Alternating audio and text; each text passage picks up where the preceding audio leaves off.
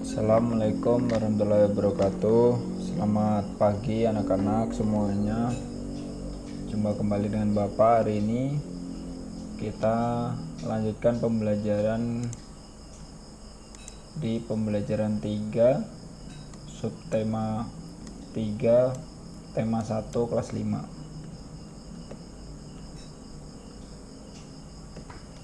Nah, kita perhatikan, siapa yang tahu ini jembatan apa? Nah, ini adalah jembatan Suramadu, salah satu jembatan terpanjang di Indonesia yang menghubungkan antara Pulau Jawa dan Pulau Madura. Nah, ini penghubung pulau yang dibatasi dengan selat atau laut. Nah, kira-kira di sini letaknya. Nah, ini. Jadi ini adalah Pulau Madura, ya, Pulau Madura yang ini. Yang ini adalah Pulau Jawa, ujungnya ini Surabaya. Jadi jembatan Suramadu itu berada di sini. Nah, di sini.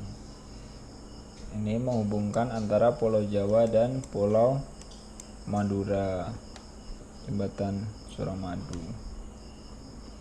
Nah, kalau kita perhatikan di Indonesia, ya, di Indonesia ini adalah wilayahnya banyak yang laut. Ada Laut Sulawesi, Laut Banda, Laut Jawa, Laut Timur, Laut Arafuru, ya. Di sini ada Selat Malaka dan lain sebagainya. Jadi hampir 2/3 dari Indonesia adalah laut. Jadi sangat banyak potensi yang bisa dimanfaatkan oleh warga Indonesia tentang kelautan ini, di bidang ekonomi, di bidang sosial, di bidang budaya, ya. Nah, ini adalah potensi kekayaan laut Indonesia. Jadi yang pertama ada di sini misalnya untuk minyak bumi, karena di bawah laut itu biasanya terdapat sumber-sumber minyak bumi. Nah, kalau di sini misalnya pengolahan minyak bumi atau pengolahan gas, ada PT Badak, nah seperti itu. Terus ada juga garam. Garam, kita tahu kalau garam itu adalah dihasilkan dari air laut yang telah dikeringkan atau dijemur. Ada perikanan, ya, ikan. Nah, ikan bisa dipanen atau diambil oleh nelayan lalu dijual. Nah, ada tumbuhan, misalnya rumput laut, ya, yang sangat terkenal. Ada mutiara, misalnya kerang mutiara yang bisa dijadikan perhiasan. Terus terumbu karang ini bisa dipakai untuk wisata. Nah, jadi sangat banyak sekali manfaat atau potensi yang bisa dipakai di laut Indonesia. Lanjut. Nah, ini adalah pekerjaan atau kegiatan ekonomi yang memanfaatkan potensi laut. Yang pertama misalnya pelayaran. Nah, yang rumahnya Sulawesi, kampungnya, ya, mungkin kalian pernah naik kapal. Nah, ini salah satunya untuk transportasi atau pelayaran. Jadi ini pekerjaan atau kegiatan ekonomi yang memanfaatkan potensi laut. Nah, itu. Terus ada nelayan. Nelayan ini yang mengambil ikan untuk dijual, untuk menghidupi keluarga, untuk mencari nafkah. Nah, ini ada nelayan. Terus selanjutnya ada potensi pariwisata. Nah, potensi pariwisata ini juga kegiatan ekonomi. Jadi nanti wisatawan lokal maupun interlokal atau dari luar negeri datang untuk melihat-lihat sini, jadi ekonomi bisa berkembang. Nah, seperti itu. Terus misalnya kegiatan lain lagi yaitu petani garam. Ini air laut dijemur, baru nanti dia kering menjadi garam seperti ini, dikumpulkan. Nah, ini juga potensi dari laut kita, yaitu pertanian garam. Terus ini adalah rumput laut, ya. Ini dari jenis rumput, yaitu rumput laut. Mungkin kalau di Bontang sini banyak ya petani rumput laut, juga nelayan juga banyak di sini. Selanjutnya adalah perdagangan. Ini erat hubungannya dengan pariwisata. Jadi kalau tadi ada orang datang banyak dari luar negeri ataupun dalam negeri, nanti ada potensi perdagangan. Jadi nanti penduduk-penduduk lokal bisa memperdagangkan hasil produksinya, ya, ciri khas daerahnya untuk diperdagangkan di tempat-tempat wisata yang berhubungan dengan laut, seperti itu. Selanjutnya adalah kerang mutiara. Nah ya, ini mutiara yang diambil untuk perhiasan. Nah, lanjut adalah minyak bumi. Minyak bumi yang Bapak jelaskan tadi, di bawah laut itu ada beberapa laut yang menyimpan banyak minyak bumi. Jadi bisa diambil untuk dimanfaatkan menjadi bensin, untuk solar dan lain sebagainya. Terus apa sih dampak yang diakibatkan oleh letak dan kondisi geografis bangsa Indonesia sebagai negara maritim atau kepulauan? Tentu ada dampaknya, dampak buruk maupun dampak baiknya. Nah, di sini yang pertama dampaknya adalah komunikasi dan interaksi antar penduduk menjadi lebih mudah, baik antar warga Indonesia maupun orang Indonesia dengan warga asing.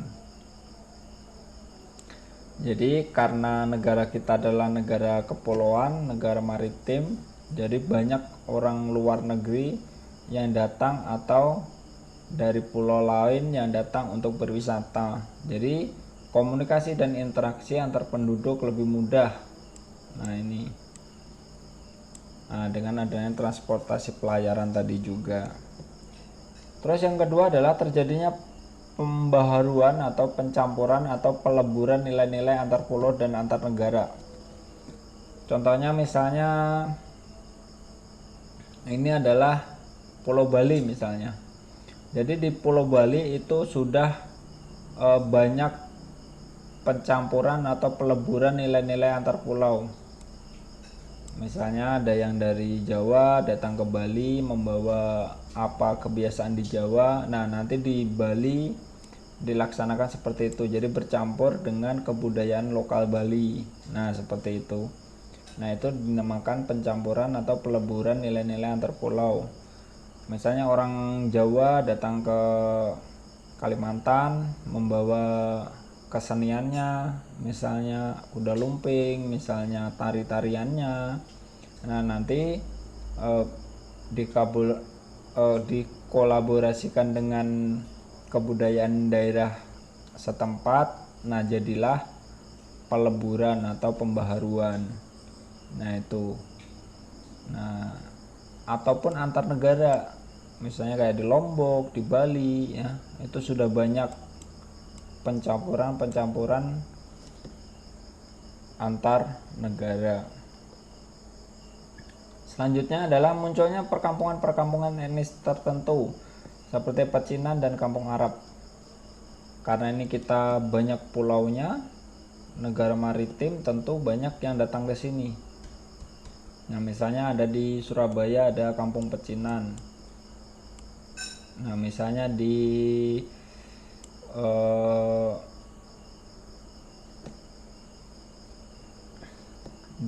mana, daerah Malang itu ada kampung Arab namanya, atau di Kediri ada kampung Inggris. Nah, itu adalah perkampungan etnis tertentu. Jadi mereka berkumpul banyak. Nah, jadi nanti bikin komunitas di situ. Nah, nanti etnis itu sudah dominan di situ dan menjadi perkampungan mereka. seperti itu ya. Lanjut, terjadi perubahan perilaku masyarakat karena pengaruh masuknya pola dan nilai perilaku dari pulau, daerah maupun negara lain. Nah, ini perilaku masyarakat juga berubah. Mungkin dari perilaku pola makannya. Kalau misalnya di daerah Bontang, tidak heran lagi. Misalnya dari Sulawesi yang suka manis, suka pedas. Nah, karena ketemu orang Jawa misalnya suka pedas, jadi dia ikut-ikutan. Nah, itu adalah terjadi perubahan perilaku masyarakat. Itu contohnya. Nah, contoh kecilnya seperti itu.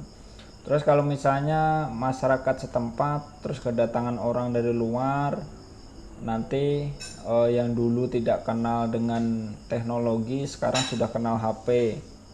Nah, itu juga termasuk perubahan perilaku. Nah, seperti itu. Lanjut, terjadinya perpindahan ilmu pengetahuan dan teknologi. Ini juga penting.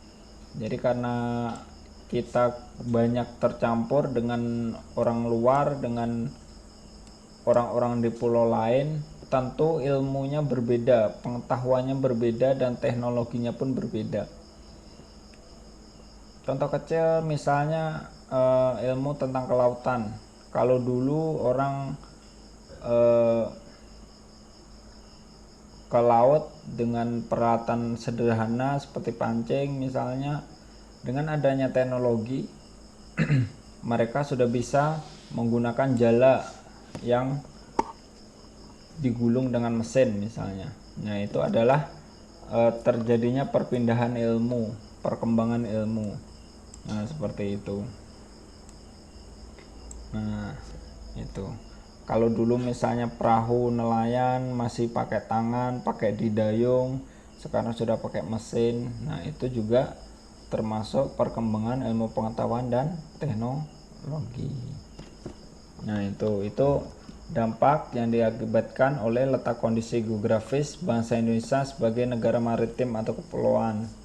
Jadi dampaknya sangat banyak.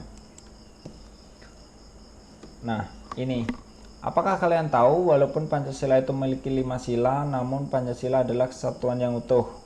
Maksudnya gimana? Nah, contohnya seperti ini. Kita kemarin sudah belajar tentang nilai-nilai Pancasila. Tentu masing-masing sila dalam Pancasila itu memiliki nilai-nilai luhur tersendiri, namun semuanya saling berkaitan. Misalnya nilai luhur yang ada di sila pertama itu tidak meninggalkan sila kedua dan 3, 4, dan 5. Maksudnya gimana? Nah, kita lihat contoh. Coba kita lihat contoh berikut. Ini Lani dan teman-temannya sedang menjenguk temannya yang sakit. Nah, ini kalau kita perhatikan, ini adalah nilai-nilai luhur sila keberapa? Nah, ini adalah nilai sila ke-3 Persatuan Indonesia. Nah, tetapi walaupun ini nilai-nilai sila ke-3 tidak meninggalkan nilai sila yang lain. Misalnya kalau menjenguk teman sakit, nah itu juga memberi support, memberi pengaruh untuk mereka lebih baik. Atau nilai Pancasila pertama, dia bisa lebih mendekatkan kepada Tuhan agar tahu bagaimana, oh ternyata mereka bisa bersyukur tentang rasa sehatnya karena melihat temannya yang sakit. Nah, itu yang dimaksud dengan satu kesatuan yang utuh. Nah, itu gotong royongnya ada, misalnya ini saling membantu. Nah, itu juga termasuk jiwa dari ini contoh yang kalian lihat sekarang, yaitu menjenguk teman yang sakit. Nah, itu maksudnya kenapa sila Pancasila itu menjadi kesatuan yang utuh, karena semuanya saling berkaitan. Walaupun nilai luhur nomor 1 tetap tidak meninggalkan nilai-nilai luhur yang lainnya. Selamat belajar. Itu yang Bapak sampaikan hari ini. Semoga kalian bisa memahami apa yang Bapak sampaikan. Kalau belum paham, silakan kalian ulang lagi videonya, kalian baca lagi materi yang Bapak sampaikan, artikel di blog, atau kalian bisa diskusi juga di grup WhatsApp ya, tanya ke Bapak atau ke teman-teman yang lain lebih paham, kita diskusi di sana. Sekali lagi selamat belajar. Jangan lupa untuk menjaga kesehatan, karena kesehatan adalah yang pertama dan utama. Jangan lupa dikerjakan soalnya juga. Selamat belajar. Assalamualaikum warahmatullahi wabarakatuh.